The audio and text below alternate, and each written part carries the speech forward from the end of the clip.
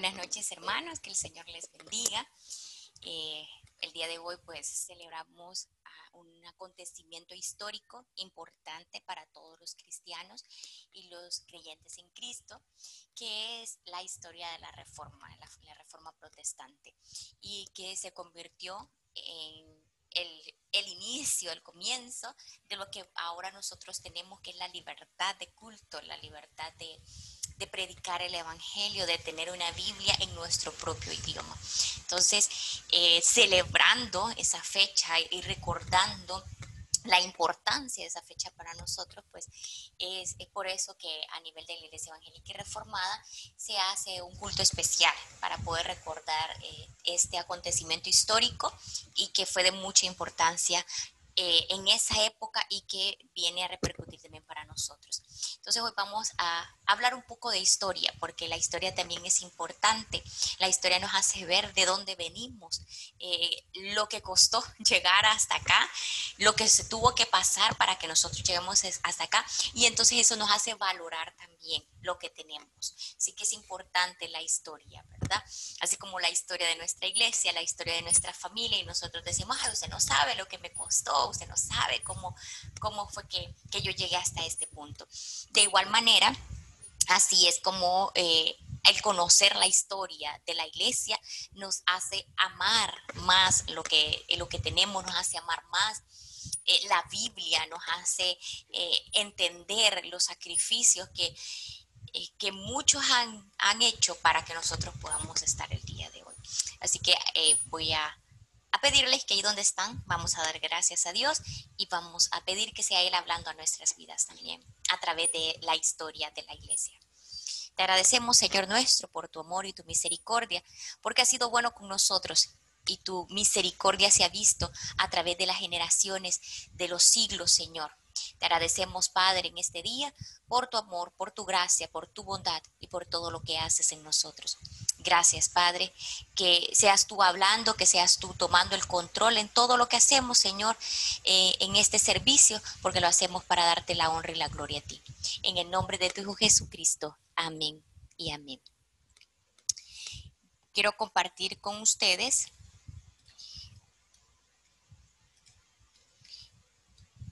lo que fue la historia de la Reforma.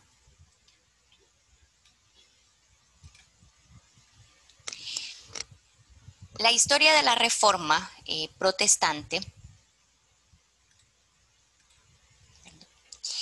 pues aquí vemos una imagen que se ha vuelto famosa a lo largo de la historia y es uno de los mayores representantes de la Reforma protestante, que fue Martín Lutero, clavando lo que fue las 95 tesis, que fue una forma de protestar en contra de aquello que él consideraba que estaba contrario a lo que decía la palabra. Y quiero compartir con ustedes este versículo porque esto es lo que pasó en la vida de Martín Lutero. Juan 8, 31 y 32 dice: dijo entonces Jesús a los judíos que habían creído en él: si vosotros permanecéis en mi palabra, seréis verdaderamente mis discípulos y conoceréis la verdad, y la verdad os hará libre. El 31 de octubre de 1517, Lutero clava las 95 tesis en el portal de la iglesia del castillo de Wittenberg. Esa fecha marca convencionalmente el comienzo de la Reforma Protestante, aunque años atrás ya habían habido algunos reformadores que ya habían empezado a hablar, ya habían empezado a predicar la palabra de Dios, el evangelio como tal, pero Martín Lutero hizo un hecho aún mayor. O sea, él llegó hasta la cúpula, digamos. Con esta acción que él hizo, no solo se quedó a nivel del pueblo, sino que él creía que él podía llegar a hacer esa reforma, ese cambio de la iglesia, porque había perdido realmente el sentido bíblico. Entonces, ¿quién es Lutero? Lutero desempeña un papel fundamental en la Reforma Protestante, ya que él, que era lo que les estaba mencionando en un inicio, tuvo el valor de desafiar a la autoridad del papado al afirmar que la Biblia era la única fuente de autoridad religiosa, porque en esa época, específicamente en esa época que se le llama la época del oscurantismo, la palabra de la iglesia o del papa, esa era ley y se consideraba que era la voz de Dios y no se podía contradecir. Entonces, tal como decía el Papa, tal así se hacía. Entonces, cuando Lutero viene y dice que la palabra, la Biblia es la única palabra de Dios, entonces es revelarse de todo lo que se estaba viviendo en esa época. También Lutero creía que la salvación solo se podía adquirir a través de la fe en Jesucristo y que no tenía que ser por el perdón de pecados por una persona humana. Solamente Jesucristo tenía el poder y la autoridad para hacer esto. Entonces, Lutero cuelga estas 95 tesis en la puerta del castillo de Wittenberg. Ese mismo día redacta una carta y que se considera el origen de la Reforma Protestante y la envía directamente a Roma, donde él expone el por qué, basándose en la Biblia, él considera que la iglesia está actuando de manera incorrecta. 2 semanas después de haber acontecido estas tesis o estas 95 tesis empiezan a recorrer toda Alemania y meses después ya eran conocidas en toda Europa. Por eso se considera que él fue el padre de la Reforma Protestante. ¿Qué llevó a Lutero, siendo un fraile, a relevarse contra la doctrina de la iglesia? La transformación ideológica de Lutero y su distanciamiento de lo que fue la iglesia de Roma data en la década de 1510, cuando según él mismo en sus memorias redacta, él empezó a tener una profunda crisis de fe, ya que Lutero era un maestro de la Biblia, tenía doctorado en lengua y en Biblia, y él empieza a hacer estudios profundos de la Biblia. Y lo que a él lo llevó a esa crisis de fe y a cuestionarse la teología de la iglesia en ese momento era en sí la parte de la salvación del hombre. Y esto llegó a él cuando él lee Romanos 1:17, el versículo que dice, y el justo vivirá por fe. Entonces, esta es la razón del por qué quise comenzar con ese versículo donde dice, y la verdad os hará libre. Si permanecéis en mis palabras, dijo Jesús a sus discípulos, la verdad os hará libre. Y esto fue lo que pasó con Lutero. Cuando él profundizó y se metió en las escrituras, él empezó a descubrir y a escudriñar y a encontrar esa verdad que le hizo ser verdaderamente libre. ¿De qué se trata en sí las 95 tesis de Lutero? No las vamos a ver todas porque sería imposible, pero usted las puede buscar en internet y también están en la iglesia, en la parte de atrás del templo, ahí están. La mayoría de sus comentarios eran relacionadas a la venta de indulgencia para el perdón de los pecados. En esa época se había creado un comercio religioso donde las personas para poder obtener perdón y poder ir al cielo o ser sacados del purgatorio cuando eran ya muertos tenían que pagar y en algunos casos pagaban sumas exorbitantes. Esto hacía que pues la iglesia se convirtiera en una de las instituciones más ricas de la época, aún a veces de los mismos reinados o gobernantes. Entonces, aquí hay como les mencioné, la mayoría de sus tesis se enfocaban en eso. Él iba en contra de esa venta de indulgencias. Entonces, dicen algunas de sus tesis, el Papa no puede remitir culpa alguna, sino declarando y testimoniando que ha sido remitida solamente por Dios. Ahí él testifica que solamente Dios es el único que puede perdonar pecados. Otra de sus tesis dice, en consecuencia, yerran aquellos predicadores de indulgencias que afirman que el hombre es absuelto a la vez que salvo de toda pena a causa de la indulgencia pagada al Papa. Por esta razón, la mayor parte de la gente es engañada por esa indiscriminada y jactanciosa promesa de liberación de las penas al pagar una indulgencia. Mera doctrina humana predican aquellos que aseveran que tan pronto suena la moneda que se echa en la caja, el alma sale volando del purgatorio. Para Lutero el perdón era solo una prerrogativa de Dios, o sea, solamente Dios tenía el poder de perdonar a las personas. La venta de las indulgencias y la absolución no eran aceptables. los cristianos, según él, de sus estudios y sus análisis que él hizo, los cristianos deberían ganarse su salvación en el seguimiento a Cristo, no por la compra de estas indulgencias o de estos perdones. También habla sobre la inexistencia del purgatorio y la necesidad del Papa para sacar las almas de este lugar y enviarlas al cielo. Y también critica la riqueza de la iglesia a costa de los feligreses y que esta práctica iba en contra de la Biblia, la que afirmó era la única y verdadera palabra de Dios. En la carta que él envía a la iglesia,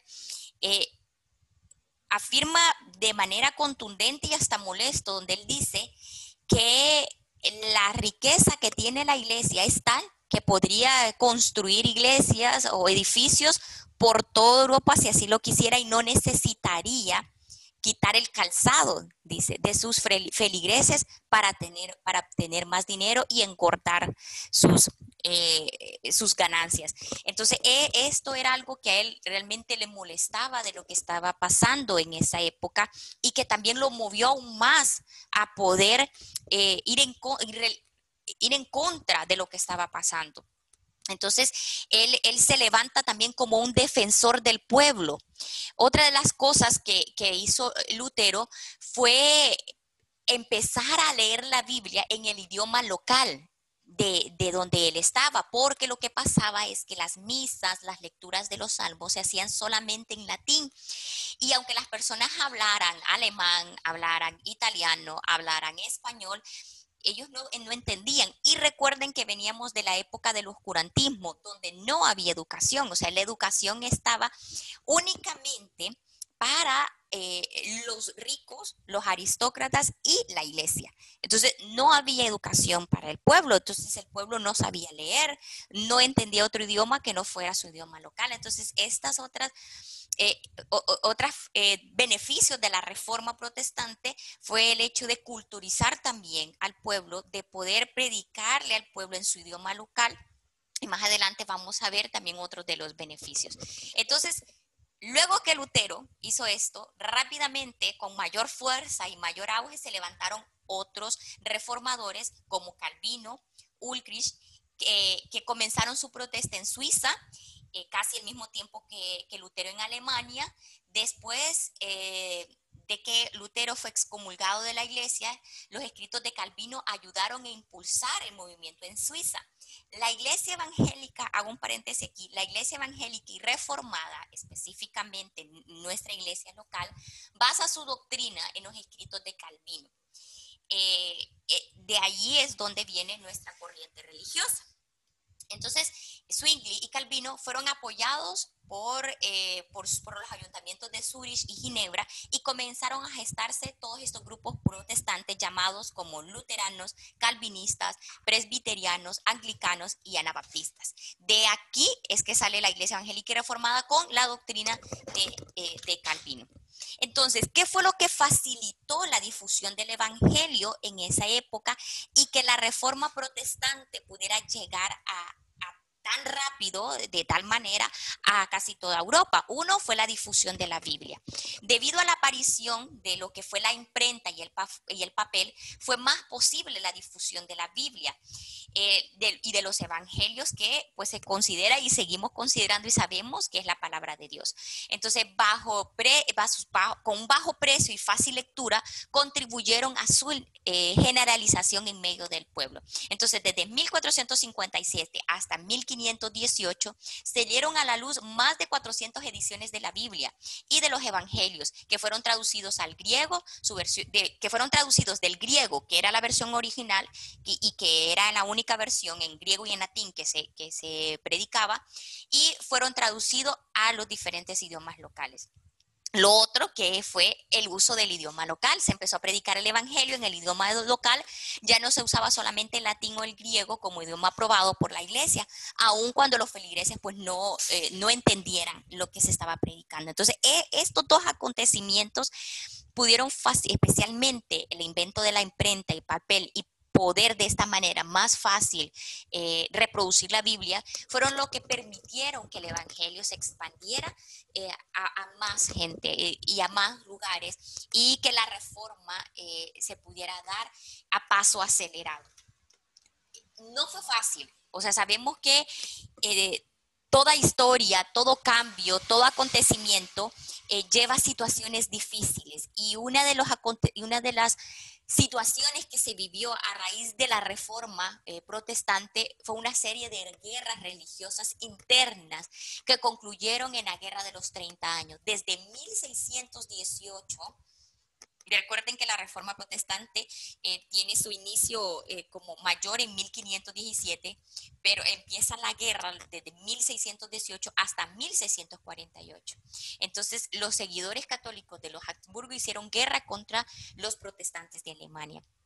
Los cristianos que ya eran perseguidos, porque ya había una persecución instituida en España, desde España, que fue la Santa Inquisición, que se creó con el fin de poder adoctrinar a toda la gente hacia una sola fe y una sola creencia, y eliminar a todos aquellos que tuvieran una fe contraria a lo que la Iglesia Madre Roma estipulaba en ese momento. Con ese fin se creó la Santa Inquisición. Luego hubo mayor esfuerzos en esta institución cuando empieza la Reforma Protestante con el fin de detener lo que era a los protestantes o a los cristianos protestantes. Entonces se intensifica más la persecución, el encarcelamiento y la tortura de los nuevos cristianos protestantes. Y viene todo esto sobre las personas, pero en lugar de ver un decaimiento de la iglesia, en lugar de observar a través de la historia, y ustedes pueden escudriñar más, observar, y podemos decir después de esta guerra religiosa, después de la Santa Inquisición, después de la persecución, las torturas, los encarcelamientos, las quemas, las hogueras masivas que hacían cuando descubrían grupos protestantes, nosotros podemos pensar, hubo en algún momento se erradicó y dejaron de haber cristianos, no. Es más, los cristianos crecían en fe, crecían en comunión, crecían en amor y en fortaleza, porque ellos eran libres. El conocer la verdad, el que la palabra de Dios llegara a sus manos y conocer realmente el amor perfecto de Dios, eso les hizo ser verdaderamente libres. Y esa libertad les hacía continuar predicando el Evangelio. Hay un libro que se titula La historia de la Reforma en España, el siglo XVI, y ese libro tiene pequeñas historias y testimonios de personas de esa época que fueron recopilados a lo largo de la historia. Y hay algo que a mí me conmueve mucho, y es que uno de los escritos de uno de los que llegaron a convertirse dice que la semilla, para que dé fruto, tiene que caer a tierra y morir. Si mi vida tiene que ser quitada y yo tengo que morir como la semilla para que otros más puedan llegar al Evangelio, con gusto doy mi vida. Entonces, al escuchar estas palabras y reconocer que ahora yo tengo la libertad que no tuvieron estos reformadores, que fueron la punta de lanza que fue abriendo el camino para que nosotros ahora tengamos la Biblia como la palabra de Dios en nuestro idioma, tengamos la libertad de poder reunirnos en un edificio y poder hablar del Evangelio sin temor a ser perseguidos, sin temor a que nos vayan a encarcelar o torturar. Eso nos hace ser más que agradecidos, somos bienaventurados, somos benditos por lo que ahora nosotros tenemos, pero también tenemos una gran responsabilidad, porque la libertad también nos lleva a responsabilidad. Segunda de Corintios 4, 8, 10 dice, que estemos atribulados en todo, mas no angustiados, en apuros, mas no desesperados, perseguidos, mas no desamparados, derribados, pero no destruidos, llevando en el cuerpo siempre por todas partes la muerte de Jesucristo, para que también la vida de Jesús se manifieste en nuestro cuerpo. Cuando leo este versículo, yo solo puedo pensar que todas estas personas, todos estos reformadores, todos estos cristianos protestantes de ese siglo, de esa época, tomaron como estandarte este versículo. Y aunque estaban atribulados, porque eran perseguidos, porque estaban en apuros, no estaban angustiados ni desamparados. Ellos sabían en quién habían confiado y en quién estaban parados. Dice, no se sentían derribados. Y aunque los arrestaran y todos, ellos no estaban destruidos. Y el pensar esto nos hace pensar en nuestra actualidad y decir, Señor, no importa lo que yo pueda pasar, yo sé en quién he confiado.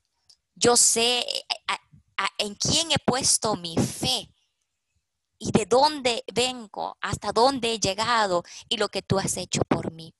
Así que aunque podamos pasar algún tipo de tribulación, hermanos, no estamos angustiados. Aunque estemos tal vez en apuros en algunos momentos, no nos desesperemos. Perseguidos, pero no estamos desamparados, porque Dios no nos ha desamparado. Y aunque en medio de la lucha nos sintamos derribados, pero no estamos destruidos, porque aún tenemos esperanza en Cristo. Mientras tengamos vida, tenemos esperanza en Cristo. Cristo es nuestra esperanza. Cristo fue la esperanza de todos estos cristianos, de todos estos creyentes de esa época, que alcanzaron la verdad, que alcanzaron la luz de Jesucristo. Y esa esperanza les hizo mantenerse de pie, les hizo mantenerse en fe, les hizo mantenerse en unidad. Esa misma esperanza es la que actualmente nos hace estar con fe, nos hace mantenernos de pie, nos hace mantenernos conectados, aun cuando estemos en nuestras casas, que nosotros realmente nos convirtamos en los templos de Jesucristo, donde quiera que esté, porque la iglesia, hermanos, no es un edificio. Estos cristianos no tenían edificios donde pudieran congregarse y ir y decir, esta es mi iglesia. Ellos lo hacían en cuevas, lo hacían en sótanos, lo hacían en iglesias, lo hacían en barcos escondidos para poder predicar y difundir el evangelio de Jesucristo. Así que nosotros somos la iglesia. Yo soy la iglesia, usted es la iglesia, y donde quiera que usted esté, la iglesia está allí. Entonces la luz de Jesucristo tiene que alumbrar en ese lugar porque la iglesia está allí. Y si nosotros somos sus verdaderos discípulos, entonces permaneceremos en su palabra, dijo Jesús, y entonces seremos verdaderamente libres. Que el sacrificio de todos estos cristianos, de todos estos protestantes que levantaron su voz a favor de un pueblo que vivía oprimido, que vivía en angustias, que ese clamor, que esa lucha, que esa sangre derramada no sea en vano, sino que nosotros podamos seguir ese legado, podamos continuar esas pisadas y podamos llevar el evangelio para que entonces toda criatura pueda ser verdaderamente libre. Te damos gracias, Señor, por esa libertad que hemos recibido en ti, por ese amor, Señor, que hemos recibido de ti, por esa paz, por esa gracia sobrenatural, Señor, que podemos experimentar en medio, Señor, de cualquier lucha, de cualquier dificultad, Padre. Tú estás con nosotros. Somos verdaderamente libres en ti. Padre, bendecimos la vida de aquellos que continúan, Señor, ese legado. Ayúdanos a que nosotros podamos continuar ese legado y que la vida de todos estos hombres, Señor, pueda seguir viva, de todos estos hombres y mujeres puedan seguir viva en nosotros, Señor, en nuestro andar, en nuestro actuar, en nuestro testimonio, Señor. Y podamos, Señor, llevar el cuerpo de Jesucristo en nosotros para que también su vida se manifieste en nosotros y llegue a otros. Te agradecemos, Señor, porque aún en medio de toda circunstancia o situación que podamos estar viviendo, Señor, seguimos siendo la iglesia y estamos de pie y seguimos de pie, creyendo, Padre, que tú vas delante de nosotros. Haznos sabios, Señor, para tomar decisiones, Padre, correctas. Haznos sensatos para que tomemos tu palabra y acatemos tus consejos, Señor, y siendo sabios podamos ver, Padre, las trampas del enemigo, podamos ver el mal y nos apartemos de ellas, Señor, y que siempre andemos por el buen camino, Padre. Que la Biblia sea nuestro estandarte. Señor, que la Biblia sea, Padre, la palabra en nuestra boca. Y así como Jesús la utilizó cuando el enemigo quiso tentarle y fue la palabra que lo libró, nosotros también podamos utilizar la palabra porque la hemos atesorado, la hemos estudiado, la hemos disfrutado y deleitado para nosotros, para que entonces podamos transmitirla, Señor, a nuestras generaciones. Padre, y que esta historia no solo se quede como una historia interesante, bonita, dolorosa, triste, conmovedora, inspiradora, sino que sea un legado de generaciones que podamos transmitir a otros, Señor. Te agradecemos, Padre, por lo que estos hombres hicieron, pero también, Padre, te rogamos que nos deje el valor para que nosotros también nos movamos y empecemos a ser, Señor, los que clamen a favor del pueblo, la voz de los oprimidos, la voz de los que no tienen, Señor, y podamos convertirnos en los brazos de Jesucristo en esta tierra. Te agradecemos, Padre, y te pedimos perdón porque sabemos que fallamos contra ti, contra nuestros hermanos, aún contra nosotros mismos y con nuestras futuras generaciones. Ayúdanos, Padre. En el nombre de tu Hijo Jesucristo. Amén y amén. Dios bendiga sus vidas, hermanos, y que sea el Señor con cada uno de nosotros en este momento.